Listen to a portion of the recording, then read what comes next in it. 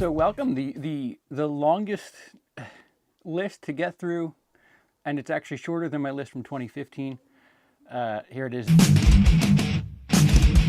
Number 30, Mr. Right, the Max Landis penned script, which was quite refreshing, about a hitman who meets a girl. It's kind of a romance of sorts.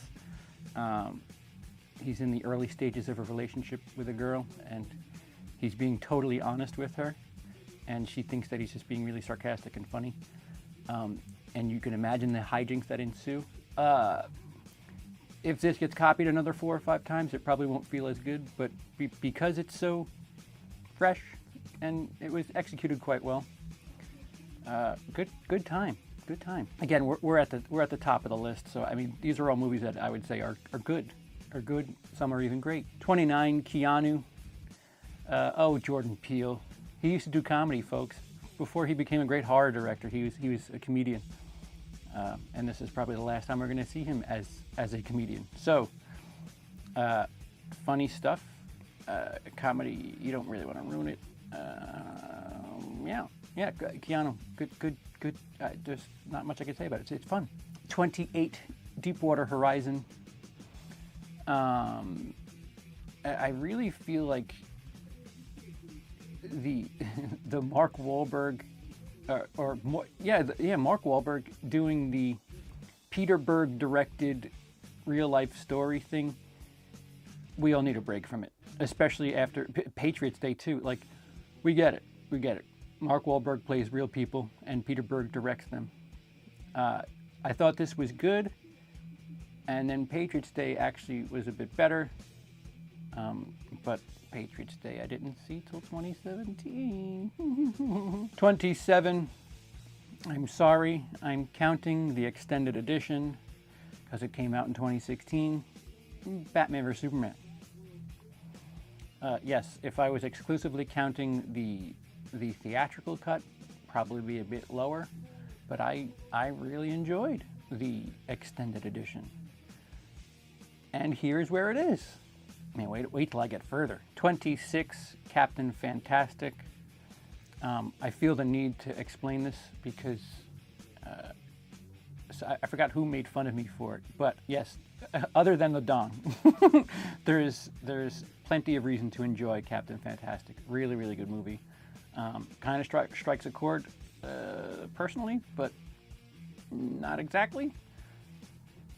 Heartwarming story about people, a family who lives off the grid, and they're all self-taught, and they're a little off because they don't have the proper socializing with the rest of civilized America, and I'm learning perhaps that isn't the worst thing in the world. 25, Don't Breathe. Good movie.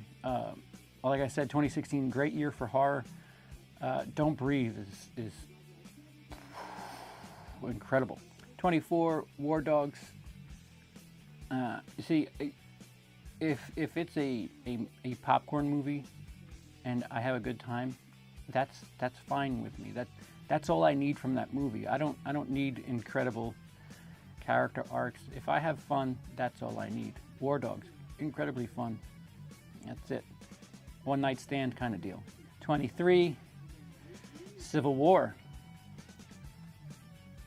Yep, 23, Civil War. 22, Central Intelligence. I've been begging for Kevin Hart to do something that I actually enjoyed. I enjoy his stand-up. I don't enjoy his movies. Enjoyed this. Go figure. The Rock, leave it to The Rock to give me a Kevin Hart movie that I enjoyed. Did I say Kevin Smith? I meant to say Kevin Hart. I think I said Kevin Hart. Well, I'm saying Kevin Hart now. 21, Suicide Squad. You heard it. I was okay with it. Again, there's a man who has a crocodile face and lives underwater, and a enchanted witch lady. Your suspension of disbelief should be checked at the door listen, it's certainly not pretty, but again, I had fun. I certainly didn't have to use the head. The good old head muscle didn't need to be worked out. So I'm fine. I'm totally fine with what I got. As a matter of fact, I enjoyed it. Almost top 20 enjoyed it. Number 20, Magnificent Seven. Good time. Like I said, I enjoy the mindless action movie, adventure, what have you. And Chris Pratt, it almost seems like I need to make a date to go see whatever Chris Pratt is in, with the exception of Passengers, because the guy just doesn't miss, especially lately. And yes, I'm counting Jurassic World. Fuckface. 19, Hail Caesar. To think that movie came out in February is just sacrilege. Coen Brothers returning to comedic form. Not quite Big Lebowski, but pretty goddamn good regardless. Really, really entertaining, good time. 18, Train to Busan. Fuck.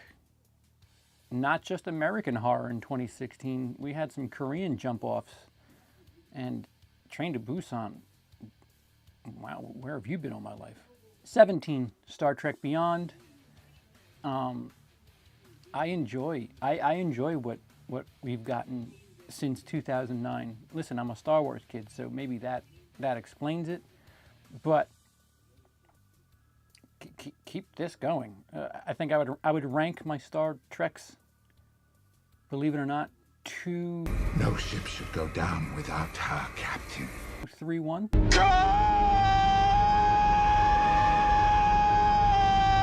But I really enjoy them, as you can see.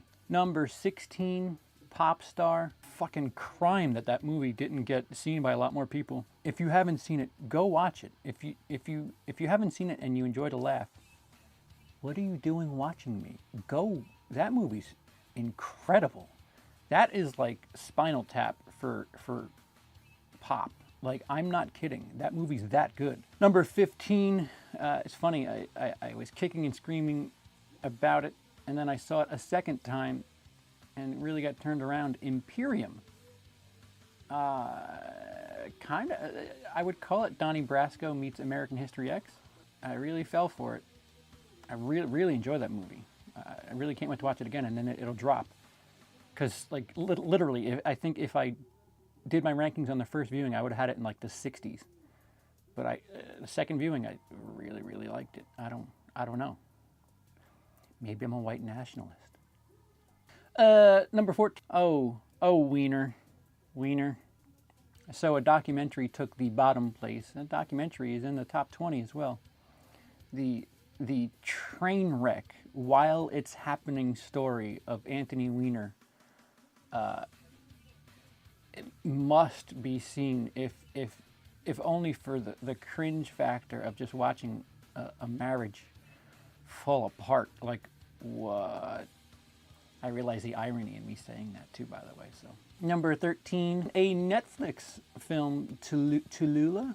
Maybe the fact that I watched it in the comfort of a couch on a television with Netflix, maybe that had something to do with it. But number 12, 13 Hours. Wow, Michael Bay. Wow, great action movie, quite serious. It was such a perfect mix. There was funny moments, but it wasn't over the top. It felt grounded and real.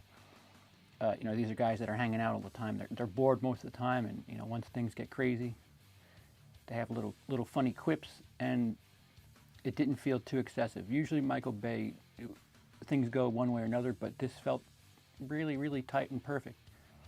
And there's no political, one way or another, there's no real political agenda. It's just people in a fucked situation. Lastly, but not leastly, and the end of the countdown for the most part, number 11, and here's irony, 10, Cloverfield Lane. I really had a difficult time keeping this out of the top 10, but the best of the rest, I guess you could say, and man, does it deserve it. It's a little clickbaity, so to say, that they use the Cloverfield name, but the movie stands on its own. Truly, it really does.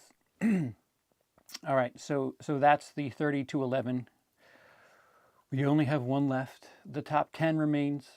Do me a favor, comment down below. Let me know what you've seen from this list and where you would have it ranked.